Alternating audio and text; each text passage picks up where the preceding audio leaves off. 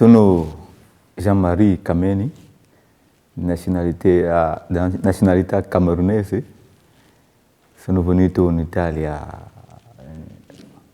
un anno fa e adesso lavoro nella diocesi di Pescia come missionario.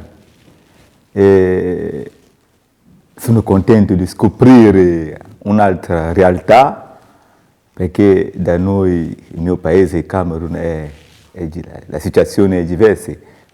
Quello che ho incontrato qui in parrocchia in Italia, ho visto che non c'è questo ambiente come da noi, perché da noi la domenica è giorno di festa, prendiamo tutto il nostro tempo per festeggiare insieme 2 ore, 3 ore, e quando c'è vescovo, come nei momenti di ordinazione, la messa dura 4 ore.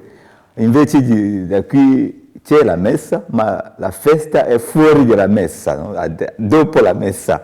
Da noi la messa c'è la festa, ma qui c'è la messa, ma la festa è fuori dalla messa. Allora deve essere, penso, secondo me, secondo la teologia, secondo quello che deve essere, la messa deve essere un luogo di incontro, un luogo di gioia, un luogo per condividere, un luogo per festeggiare. Non possiamo fare la messa a 45 minuti perché ci aspetta una festa dopo, ma dopo la messa non c'è niente, dopo la messa c'è cielo, c'è paradiso, questo.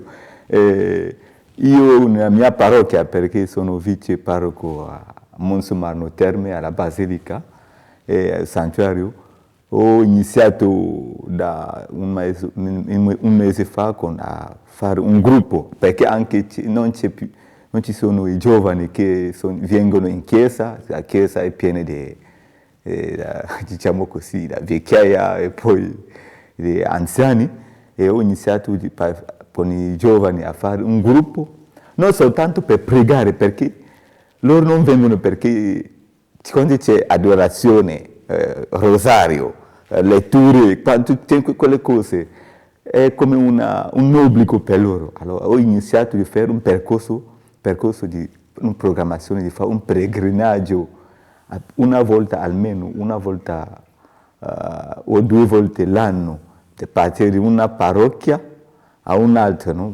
Un incontro del vicariato, per condividere, e durante questo percorso di 2 o 3 chilometri a piedi possiamo cantare, fare il rosario durante questo cammino, e poi alla fine si fa un incontro fra i giovani di tutti il vicariato, e questo è un momento per condividere insieme, si dà allora questo tempo di domeniche, secondo voi che cosa significa Natale, la gioia di Natale. Sapete che voi siete la Chiesa di domani, allora alla fine si fa una messa, si celebra una messa, e c'è questo per far venire, per far capire che la gioia della gioventù deve essere sentita anche nella Chiesa. La Chiesa non deve essere soltanto un luogo o dobbiamo fermarsi in ginocchio e